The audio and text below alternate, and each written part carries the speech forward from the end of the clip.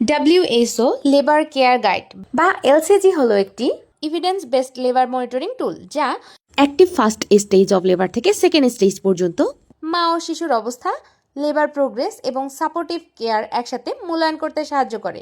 এটি শুধু labour progress নয়, respectful maternity care, share decision making, timely intervention, positive birth এক্সপিরিয়েন্সের উপর গুরুত্ব দেয়। প্রতিটি অ্যাসেসমেন্টই 4টি ধাপ ফলো করে: অ্যাসেস, রেকর্ড, চেক এবং প্ল্যান। লেবার কেয়ার গাইডকে 7টি সেকশনে ভাগ করা হয়েছে।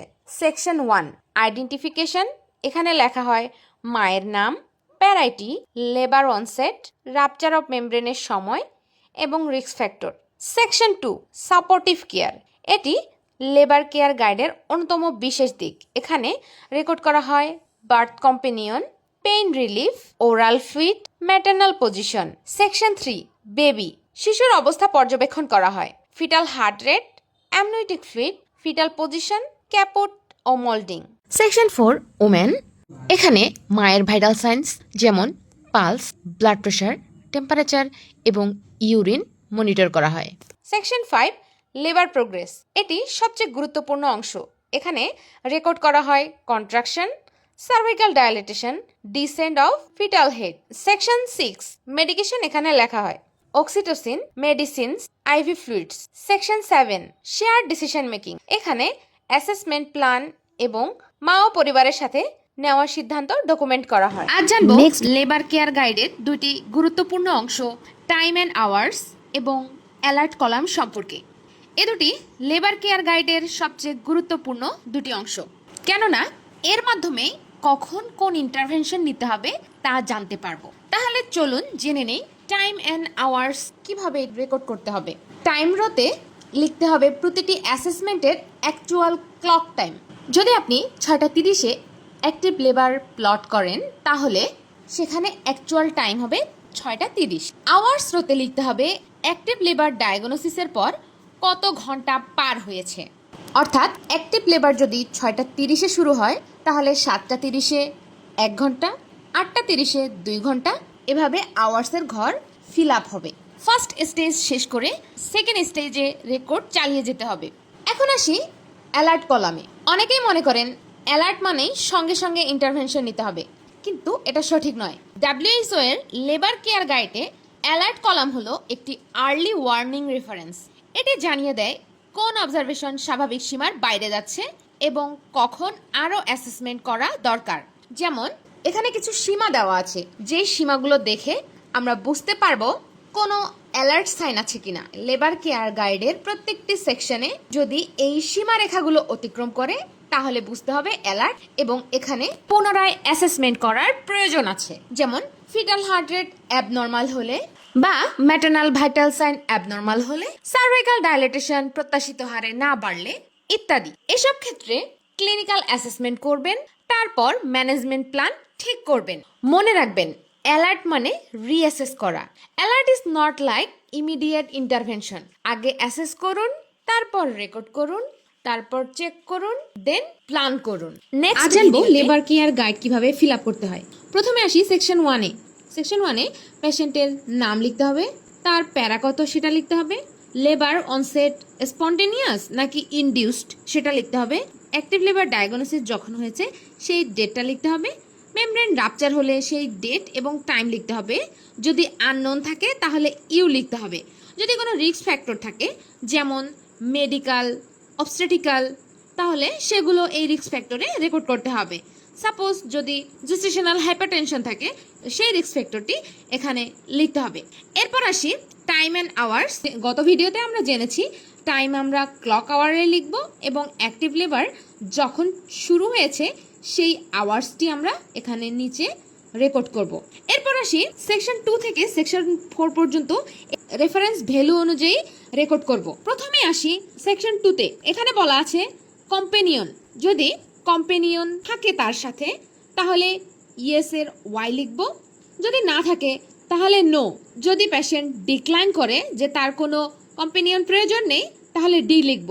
এবং এখানে যে রেফারেন্স ভ্যালু দেওয়া আছে এন অর্থাৎ নো, তাহলে বুঝতে হবে এটি একটি অ্যালার্ট সাইন, তাই সেটিকে মার্ক করতে হবে। মার্ক করার পরে আমরা সেই অনুযায়ী সেকশন 7 এ চলে যাব এবং অ্যাসেসমেন্ট করব। আমরা গত ভিডিওতে জেনেছি অ্যাসেস করব, রেকর্ড করব, চেক করব এবং প্ল্যান করব। তাই এখানে আবারও অ্যাসেসমেন্ট করব, কেন তার সাথে কম্পেনিয়ন নেই এবং সেই অনুযায়ী তাকে প্রেফার করব তার কোনো কম্পেনিয়ন প্রয়োজন আছে কিনা বা আমরা তাকে কোনো কম্পেনিয়ন দিতে পারবো কিনা সেই অনুযায়ী প্ল্যান করব। এরকম যদি পেন রিলিফ দেওয়া হয়, এখানে শুধু যে ফার্মাকোলজিক্যাল পেন রিলিফ হবে তা না, নন ফার্মাকোলজিক্যাল পেন রিলিফও হতে পারে। যদি আমরা পেন রিলিফ দিয়ে থাকি তাহলে ইয়েস লিখবো, যদি না দেওয়া হয় তাহলে নো লিখবো। যদি পেশেন্ট ডিক্লাইন করে তাহলে ডি। এভাবে ওরাল ফ্লুইড যদি নেয় তাহলে ইয়েস লিখব, না নিলে নো লিখব। যদি ডিক্লাইন করে তাহলে ডি লিখব। পশ্চারের ক্ষেত্রে সুপাইন হলে এসপি এবং মোবাইল হলে এমও লিখব। মোবাইলের মধ্যে যেসব থাকবে নন সুপাইন পজিশন, যেমন left lateral position, squatting position, kneeling বা স্ট্যান্ডিং, এমনকি হাঁটছে, এটাও হতে পারে। তবে এক্ষেত্রে মনে রাখবো এসপি বা সুপাইন পজিশন অ্যালার্ট সাইন। সেক্ষেত্রে আবারও আমরা সেকশন 7 এ চলে যাব। এভাবে আমরা বাকি সেকশনগুলো ফিল আপ করব এবং নেক্সট ভিডিও 3 বেবি সেকশন। এখানে baseline foetal heart rate deceleration, amniotic fluid, foetal position, caput এবং মল্ডিং রেকর্ড করা হয়। এখানে রেফারেন্স ভ্যালুগুলো দেওয়া আছে। বেসলাইন ফিটাল হার্ট রেটের রেফারেন্স ভ্যালু দেওয়া আছে 110 থেকে 160। ফার্স্ট স্টেজের ক্ষেত্রে প্রতি 30 মিনিট পর পর ফিটাল হার্ট রেট চেক করতে হবে। তবে সেকেন্ড স্টেজের ক্ষেত্রে 15 মিনিট পর পর ফিটাল হার্ট রেট চেক করতে হবে। যদি ফিটাল হার্ট রেট এই রেফারেন্স ভ্যালুর চেয়ে কম বা বেশি হয়ে যায় তাহলে অবশ্যই এটি অ্যালার্ট সাইন। তখন সে অনুযায়ী আমাদের আবার অ্যাসেস করতে হবে, রেকর্ড করতে হবে, চেক করতে হবে এবং প্ল্যান করতে হবে। এরপর আসি ফিটাল হার্ট রেট ডেসিলারেশন। এখানে যদি কোনো ডেসিলারেশন না থাকে তাহলে নো, যদি আর্লি ডেসিলারেশন হয় তাহলে ই, যদি লেট ডিসেলারেশন হয় তাহলে এল, ডিসেলারেশনে যদি ভেরিয়েবল থাকে তাহলে ভি হবে। ডেসিলারেশন সম্পর্কে অন্য একটি ভিডিওতে ডিটেলসে বলবো। যদি এল হয় অর্থাৎ লেট ডিসেলারেশন হয় তাহলে এটি অ্যালার্ট সাইন। সেক্ষেত্রে আবারও ফিটাল হার্ট রেট রিঅ্যাসেস করতে হবে, অর্থাৎ অ্যাসেস করতে হবে, রেকর্ড করতে হবে, চেক করতে হবে এবং প্ল্যান করতে হবে। অ্যামনিওটিক ফ্লুইড, যদি অ্যামনিওটিক স্যাক রাপচার হয় সেক্ষেত্রে কালার মেনশন করতে হবে। যদি অ্যামনিওটিক ফ্লুইড ইনটেক থাকে আই লিখতে হবে। যদি মেমব্রেন রাপচার হয় এবং ক্লিয়ার থাকে তাহলে সি লিখতে হবে। মিকোনিয়াম স্টেইন থাকলে এম লিখতে হবে এবং সেটি কি ধরনের, +1, +2 নাকি +3, কতটুক ঠিক সেটা মেনশন করতে হবে। যদি ব্লাড স্টেইন থাকে তাহলে বি লিখতে হবে। মিকোনিয়াম যদি 3+ বা ব্লাড স্টেইন থাকে তাহলে এটি অ্যালার্ট সাইন। সেক্ষেত্রে আবারও রিঅ্যাসেস করতে হবে, রেকর্ড করতে হবে, চেক করতে হবে এবং সে অনুযায়ী প্ল্যান করতে হবে। এরপর আসি ফিটাল পজিশন। এখানে foetal position occiput anterior, occipito posterior, occipito transverse করতে হবে। যদি অক্সিপুট পোস্টেরিয়র বা ট্রান্সভার্স হয় সেক্ষেত্রে এটি অ্যালার্ট সাইন। অবশ্যই গাইডলাইন অনুযায়ী প্ল্যান করতে হবে। ফিটাল পজিশন নিয়ে আমি একটি ভিডিও করেছিলাম, আপনারা সেটি চাইলে দেখে নিতে পারেন। এরপর আসি ক্যাপুট এবং মল্ডিং। ভ্যাজানাল এক্সামিনেশনের মাধ্যমে গ্রেড অনুযায়ী পরিমাপ করতে হবে। যদি 1+, 2+ বা 3+ তাহলে সেটি মেনশন করতে হবে। যদি ক্যাপুট বা মোল্ডিং না থাকে তাহলে 0 হবে। যদি ক্যাপুট অথবা মোল্ডিং 3+ এর বেশি হয় তাহলে এটি অ্যালার্ট সাইন হিসেবে বিবেচনা করতে হবে এবং সে অনুযায়ী প্ল্যান করতে হবে। আজ এর পরের সেকশনগুলো নিয়ে ডিসকাশন করার চেষ্টা করব। প্রথমে আসি সেকশন 4 কেয়ার ফর ওমেনে। এখানে মায়ের পালস, ব্লাড প্রেশার, রেসপিরেশন, ইউরিনে প্রোটিন এবং অ্যাসিটন সম্পর্কিত তথ্যগুলো রেকর্ড করা হয়। এখানে এগুলোর রেফারেন্স ভ্যালুগুলো দেওয়া আছে। পালসের ক্ষেত্রে যদি 60 বিটস পার মিনিটের কম হয় অথবা 100 বিটস পার মিনিটের বেশি হয় তাহলে তা অ্যালার্ট সাইন হিসেবে ধরে নিতে হবে।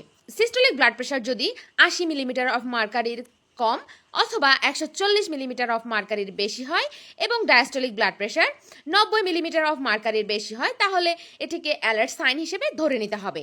টেম্পারেচার যদি 35 ডিগ্রি সেলসিয়াসের কম অথবা 37.5 ডিগ্রি সেলসিয়াসের বেশি হয় তাহলে এটিকে অ্যালার্ট সাইন হিসেবে ধরে নিতে হবে। এরপর আসি ইউরিনে প্রোটিন এবং অ্যাসিটন চেক করা হয়। যদি ইউরিনে প্রোটিন 2+ বা তার বেশি অথবা অ্যাসিটন 2+ বা তার বেশি হয় তাহলে এটিকে অ্যালার্ট সাইন হিসেবে ধরে নিতে হবে। আগেই আমরা জেনেছি যদি অ্যালার্ট সাইনের দিকে যাই, অ্যাসেস করব, রেকর্ড করব, চেক করব এবং সেই অনুযায়ী প্ল্যান করব। এরপর আসি সেকশন 5 লেবার প্রোগ্রেস নিয়ে। এখানে কন্ট্রাকশন, সার্ভাইকাল ডাইলেটেশন এবং ডিসেন্ট রেকর্ড করা হয়। কন্ট্রাকশন যদি 10 মিনিটে 2টির কম এবং 5টির বেশি হয় তাহলে তা অ্যালার্ট সাইন হিসেবে ধরে নেওয়া হয়। এবং কন্ট্রাকশনের ডিউরেশন যদি 20 সেকেন্ডের কম বা 60 সেকেন্ডের বেশি হয় তাহলেও এটিকে অ্যালার্ট সাইন হিসেবে ধরে নেওয়া হয় এবং এটির প্ল্যান লোকাল গাইডলাইন অনুযায়ী করতে হবে। এরপর আসি সার্ভাইকাল ডাইলেটেশন। এটি জেন্টলি পিভি করার পর সার্ভিক্স যদি 5 সেন্টিমিটার ডাইলেট হয় তখন থেকে আমরা এই লেবার কেয়ার গাইড শুরু করব। এখানে সার্ভাইকাল ডাইলেটেশন যদি 5 সেন্টিমিটার হয় সেক্ষেত্রে ক্রস চিহ্ন ব্যবহার করব। অ্যাক্টিভ ফেজের ক্ষেত্রে যে ফাইন্ডিংস পাবো তা ক্রস চিহ্ন ব্যবহার করে লেবার কেয়ার গাইডটি ফিল আপ করবো। কিন্তু যদি সেকেন্ড স্টেজে যাই তাহলে সেকেন্ড স্টেজের এই কলামে মা পুশিং স্টার্ট করলে পি দিয়ে ইন্ডিকেট করব। যদি 5 সেন্টিমিটার ডাইলেট হয় এবং ফার্স্ট স্টেজের ডিউরেশন 6 ঘন্টার বেশি হয়, 6 সেন্টিমিটারের ক্ষেত্রে 5 ঘন্টার বেশি হয়, 7 সেন্টিমিটারের ক্ষেত্রে 3 ঘন্টার বেশি হয়, 8 সেন্টিমিটারের ক্ষেত্রে 2.5 আওয়ার্সের বেশি হয়, 9 সেন্টিমিটারের ক্ষেত্রে 2 ঘন্টার বেশি হয়, তাহলে এটিকে অ্যালার্ট সাইন হিসেবে ধরে নেওয়া হয় এবং এই অনুযায়ী প্ল্যান গ্রহণ করতে হবে। এরপর আসি হেড ডিসেন্ট। হেড ডিসেন্ট আমরা 0 দিয়ে প্লট করব। এরপর আসি সেকশন 6 মেডিকেশনে। এখানে অক্সিটোসিন, মেডিসিন এবং আইভি ফ্লুইড দিলে ইয়েস লিখতে হবে এবং কতটুক দেওয়া হয়েছে তা লিখতে হবে। যদি না দেওয়া হয় তাহলে নো লিখতে হবে। এরপর আসি সেকশন 7, যা আমরা অ্যাসেস করেছি এবং অ্যাসেসমেন্ট অনুযায়ী যে প্ল্যানটি গ্রহণ করা হয়েছে সেটি এখানে রেকর্ড করা হয়। অর্থাৎ সেকশন 2 থেকে 5 পর্যন্ত যে অ্যাসেসমেন্ট করেছি সেই অনুযায়ী যেই ফাইন্ডিংস পেয়েছি তা আমরা এই সেকশন 7-এ লিখব এবং একটি পূর্ণাঙ্গ লেবার কেয়ার গাইড যখন ফিল আপ করব এরকম দাঁড়াবে।